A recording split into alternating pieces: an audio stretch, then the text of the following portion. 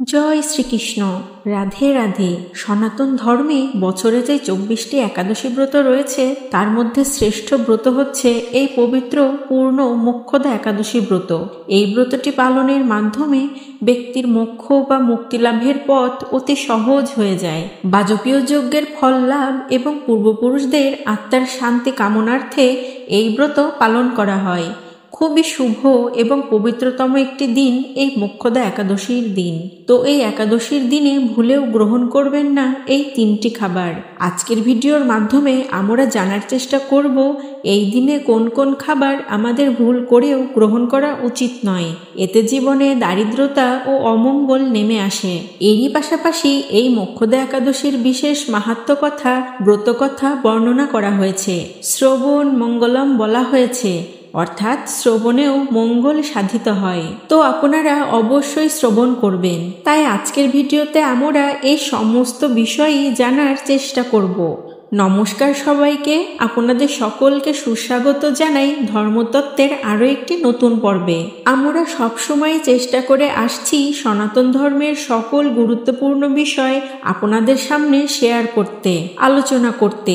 অবশ্যই আসুন এই পূর্ণ পবিত্র দিনে কিছুক্ষণ সময় ধরে আমরা একসঙ্গে এই মোক্ষদা একাদশীর দিনে আমাদের কোন কোন খাবার গ্রহণ করা উচিত নয়, কোন কাজগুলো করা উচিত নয়, আর কোন কাজগুলো করা উচিত এবং কোন খাবারগুলো গ্রহণ করাও উচিত, পূর্ণ একাদশীর ব্রত কথা এবং মাহাত্ম্য কথা আজকের এই ভিডিও থেকে শ্রবণ করি। তো বন্ধুরা, প্রত্যেকেরই জানা কিন্তু অতি আবশ্যক। বন্ধুরা, আপনারা সকলেই হয়তো জানেন একটি মাসে 2টি করে একাদশী ব্রত পড়ে। একটি পরে কৃষ্ণপক্ষে, অপরটি পরে শুক্লপক্ষে। সনাতন হিন্দু ধর্মে বছরে মোট 24টি একাদশী ব্রত রয়েছে। বলা হয়েছে দিনের মধ্যে শ্রেষ্ঠ দিন হচ্ছে হরিবাসরের দিন, অর্থাৎ একাদশীর দিন। এই দিনটি হচ্ছে ভগবান শ্রীকৃষ্ণকে প্রসন্ন করার সবচেয়ে অন্যতম একটি দিন। ভগবান যদি প্রসন্ন হন, স্বয়ং লক্ষ্মীদেবীর কৃপা সেই ব্যক্তির ওপর বর্ষিত হয়। তাই বলা হয়েছে ভগবান যদি কোনো ব্যক্তির ওপর প্রসন্ন হন তবে মনে রাখবেন সেই ব্যক্তির দুঃখ কষ্ট, রোগ জ্বালা যন্ত্রণা, অর্থকষ্ট সব কিছুই দূর হয়ে যায়। কোনো কিছুরই আর অভাব থাকে না সেই ব্যক্তিটির। ভগবানকে সন্তুষ্ট করার জন্য একটা বিশেষ দিন হচ্ছে এই একাদশীর দিন। মোক্ষদা একাদশী হলো পাপ থেকে মুক্তির জন্য এবং মৃত্যুর পরে মোক্ষ অর্থাৎ মুক্তি অর্জনের জন্য বিষ্ণুর উপাসনার নিবেদিত একটি শুভ দিন।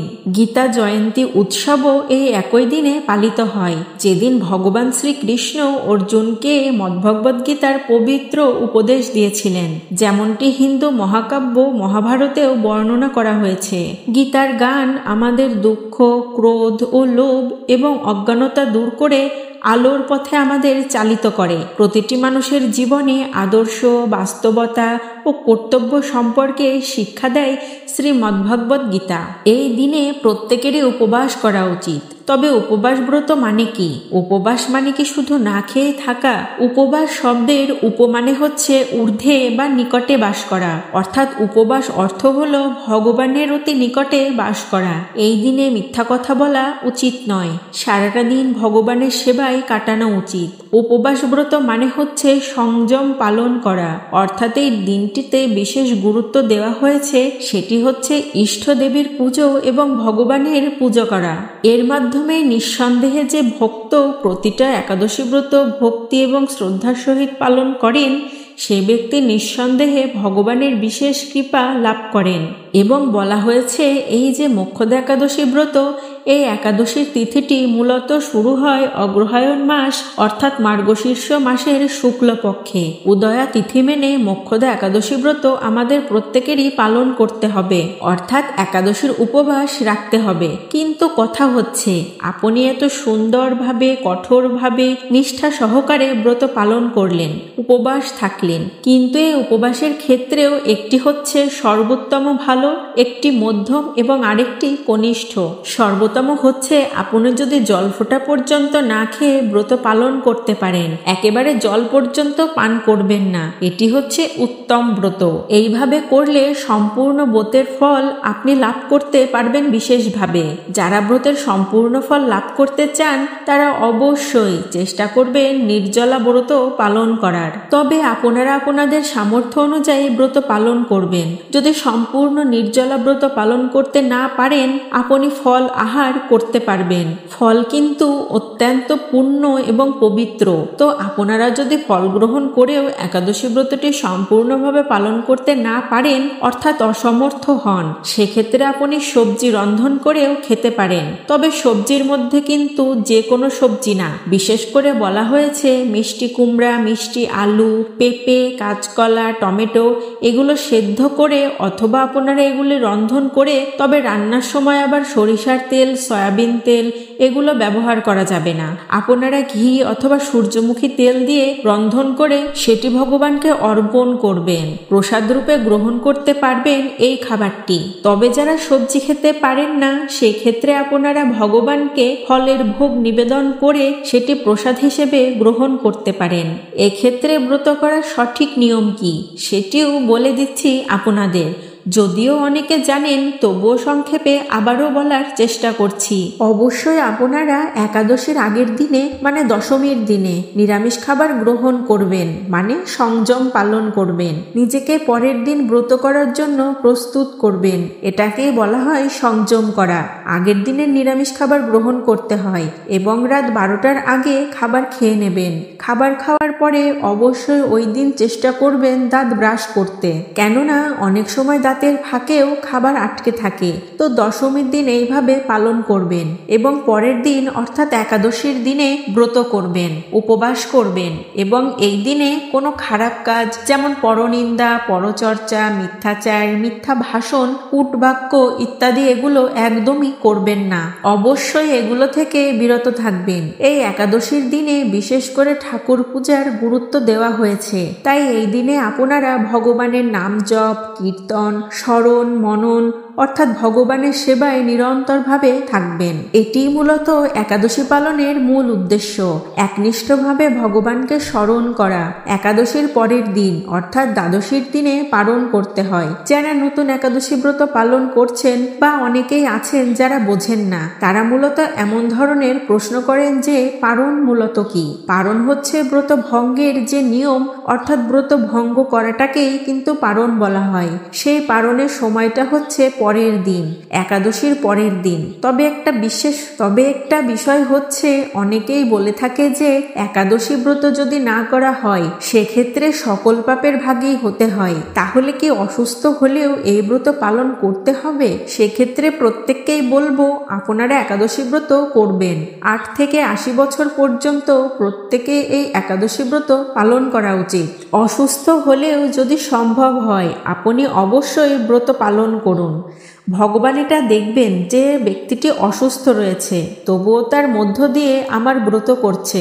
ভগবান এটাকে বেশি প্রাধান্য দেয় এবং সেই ভক্তকে নিঃসন্দেহে বিশেষ কৃপা করেন। তারপরেও যদি অত্যন্ত অসুস্থ হয়ে থাকে, একেবারেই ব্রত করার সামর্থ্য নেই, সেক্ষেত্রে ব্রত রাখার কোনো প্রয়োজন নেই। কারণ শরীর যদি একেবারেই না চলে, তবে কিভাবে ধর্মকার্য করবেন বা অন্যান্য কার্যই বা করবেন?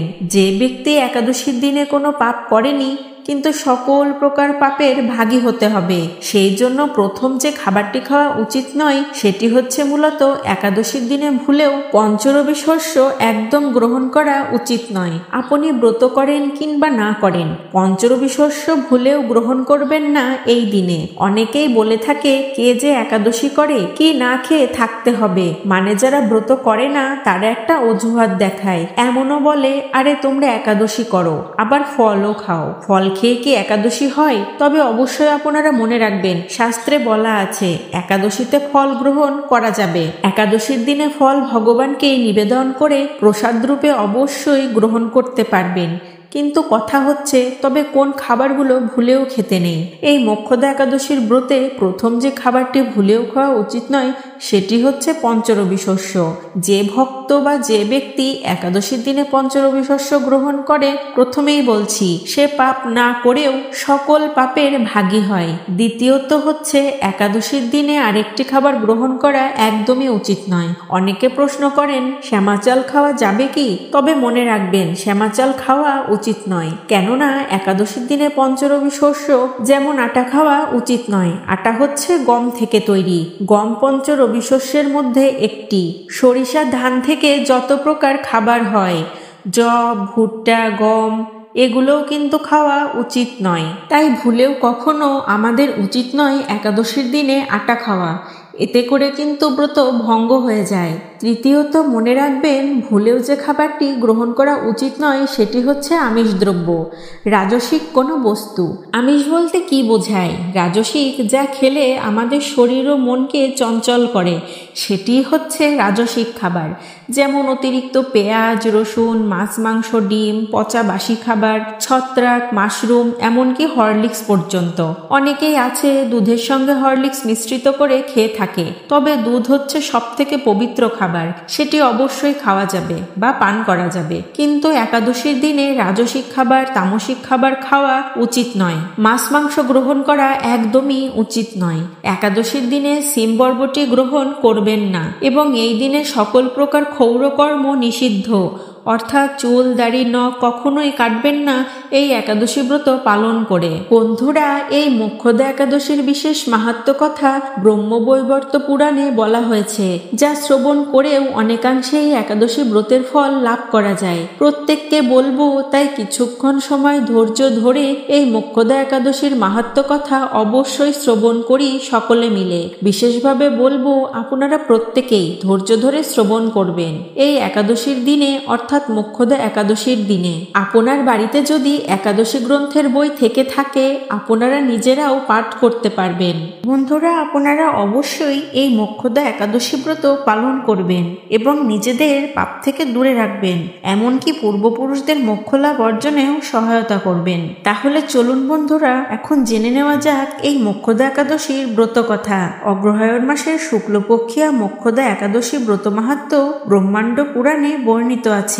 একদা মহারাজ যুধিষ্ঠির ভগবান শ্রীকৃষ্ণকে সংশয় প্রকাশ করে বললেন, হে বিশ্বেশ্বর, হে বাসুদেব, আমার একটি সংশয় আছে। এই অগ্রহায়ণ মাসের শুক্লপক্ষের যে একাদশী, তার নাম কি? কোন দেবতাকে উদ্দেশ্য করে এই একাদশী পালন করা হয় এবং এই একাদশীর বিধি নিয়মই বা কি? সেই বিষয়ে আপনি কৃপা করে আমার কাছে কীর্তন করুন। যুধিষ্ঠির মহারাজের সংশয় শুনে ভগবান শ্রীকৃষ্ণ মৃদু হেসে বললেন, হে ধর্মরাজ, আপনি যথার্থ প্রশ্ন জিজ্ঞাসা করেছেন। এতে যুগে যুগে জগৎবাসী উপকৃত হবে। আমি আপনার সংশয় দূর করছি। এই অগ্রহায়ণ মাসের শুক্লপক্ষের একাদশীর নাম হলো মোক্ষদা একাদশী। এর নাম মোক্ষ একাদশী কারণ এই একাদশী সমস্ত পাপ দূর করে মুক্তি প্রদান করে। যাদের পূর্বপুরুষ তাদের পাপের কারণে অধঃপতিত হয়েছে, তারা এই একাদশীর পুণ্যফল দানে মোক্ষ লাভ করবে, এ নিয়ে বিন্দু মাত্র সন্দেহ নেই। তাই এই একাদশী সর্বপাপনাশিনী এবং এই একাদশীর পূজনীয় দেবতা হলেন শ্রী দামোদর। ধূপ, দীপ, তুলসী এবং তুলসী মঞ্জুরি সহযোগে শাস্ত্র বিধি মেনে এই একাদশীতে শ্রী দামোদরের পুজো করা মার্জনীয়। দশমীর দিন থেকে একাদশীর দিন উপবাস সহযোগে এবং উপবাসের একাদশীর দিন মোক্ষদা একাদশী ব্রত কথা পাঠ এবং শ্রী দামোদরের নিত্যগীত সহযোগে ভক্তি শ্রদ্ধার মাধ্যমে ভজনা করা আমাদের প্রত্যেকের কর্তব্য। এই একাদশী ব্রত সম্পর্কে এক বিচিত্র কাহিনী বর্ণনা করছি, একাগ্র চিত্তে তা শ্রবণ করুন। প্রাচীনকালে বৈষ্ণবদের দ্বারা সুশোভিত চম্পক নগরীতে বৈখনাস নামে এক রাজা বাস করতেন। তিনি ছিলেন একজন সৎ মানুষ এবং তার মধ্যে অনেক সদ্গুণ ছিল। তিনি পুত্রের সাথে তার প্রজাদের দেখাশোনা করতেন। তার রাজ্যের বেশিরভাগ প্রজাই ছিল বৈষ্ণব ব্রাহ্মণ এবং বেদজ্ঞ, অর্থাৎ বেদ বিষয়ে জ্ঞানী ব্যক্তি। এক রাতে রাজা স্বপ্নে দেখলেন তার পিতা মৃত্যুর পর নরকে অতি কষ্টে নরক যন্ত্রণা নিয়ে বাস করছেন। এই স্বপ্ন দেখার পর রাজা তড়িঘড়ি জেগে বসলেন এবং পিতার কথা ভেবে অত্যন্ত দুঃখে উদ্বেগে মন কাতর হলো। পরদিন সকালে তিনি তার নগরের বিশিষ্ট পণ্ডিত ব্রাহ্মণদের ডেকে তার স্বপ্নের কথা জানালেন। তিনি স্বপ্নে কি কি দেখেছেন সেই ঘটনার পুঙ্খানুপুঙ্খন বর্ণনা করতে লাগলেন। তিনি ব্রাহ্মণদের বলতে লাগলেন, পিতা আমাকে বলেছেন, হে পুত্র, তুমি আমাকে নরক সমুদ্র থেকে উদ্ধার করো। পিতার এই অবস্থা দেখে আমার অন্তর থেকে সুখ চলে গেছে। আমার এই বিশাল রাজ্য, স্ত্রী, পুত্র, কিছুতেই আমি যেন শান্তি পাচ্ছি না। কি করি, কোথায় যাই, কিছুই বুঝে উঠতে পারছি না। আমার পূর্বপুরুষরা মুক্তিলাভ করতে পারেন এমন কোনো পুণ্য ব্রত, তপস্যা ও যোগের কথা আমাকে উপদেশ করুন। আমি তা ভক্তি ও শ্রদ্ধার মাধ্যমে পালন করব। ব্রাহ্মণগণ রাজার মানসিক অবস্থা বুঝতে পারলেন। যে রাজ্যের রাজা সুখে নেই, সে রাজ্যের প্রজা কেমন ভাবে সুখে থাকতে পারে। রাজ্যের শান্তি রাজার হাতেই। ব্রাহ্মণগণ নিজেদের মধ্যে আলাপ আলোচনা সেরে উপদেশ দিলেন, হে মহারাজ, আপনার রাজ্যের কাছেই মহর্ষি পর্বত মুনির আশ্রম রয়েছে। তিনি ত্রিকালজ্ঞ। তিনি আপনাকে এই জটিল সমস্যা থেকে মুক্তির উপায় বলে দিতে পারবেন। সিদ্ধান্ত মতো রাজা বৈখানস এরপর সেই সকল ব্রাহ্মণদের নিয়ে পর্বতমুনির আশ্রমে উপস্থিত হলেন। পর্বতমুনির সাক্ষাৎ পেয়ে রাজা ভক্তি ভরে ষষ্ঠাঙ্গ প্রণাম করলেন এবং যথাবিধ আচারে চরণ ধুইয়ে দিলেন। মুনি প্রসন্ন হলেন এবং রাজাকে তার দুর্গম আশ্রমে আসার কারণ জানতে চাইলেন। রাজা বিনীত চিত্তে, ব্যথিত হৃদয়ে মুনিকে কেমনভাবে স্বপ্নযোগে পিতার নরক যন্ত্রণা ও কাতর আর্তনাদ শুনতে পেয়েছেন, সমস্ত তা বর্ণন করলেন। হে ঋষিবর, কোন পুণ্যের ফলে তিনি সেই দুর্দশা থেকে মুক্তি পাবেন, সেই উপায় জানতেই আপনার শরণাগত হয়েছি। সবকিছু জানার পর মুনি কিছুক্ষণ ধ্যানস্থ হলেন। কিছুক্ষণ পর ধ্যান শেষে মুনি জানালেন, হে মহারাজ, তোমার পিতা কর্মফলের কারণেই এই নরক যন্ত্রণা ভোগ করছে। পূর্বজন্মে তোমার পিতা অত্যাধিক কামাচারী ও ব্যভিচার হওয়ার কারণে তার অধপতি লাভ হয়েছে। তখন রাজা কাতর ভাবে এর থেকে মুক্তির উপায় জানতে চাইলে পর্বতমুনি সেই পাপ থেকে মুক্তির উপায় বর্ণনা করলেন, যা মন দিয়ে শ্রবণ করুন। অগ্রহায়ণ মাসের শুক্লপক্ষের মুখ্য একাদশী পালন করে সেই পুণ্যফল পিতাকে প্রদান করো। সেই একাদশীর পুণ্য প্রভাবে তোমার পিতার মুক্তি লাভ হবে এবং তিনি নরক যন্ত্রণা থেকে মুক্তি লাভ করবেন। মুনির এই কথা শোনার পর রাজা তার নগরীতে ফিরে এলেন।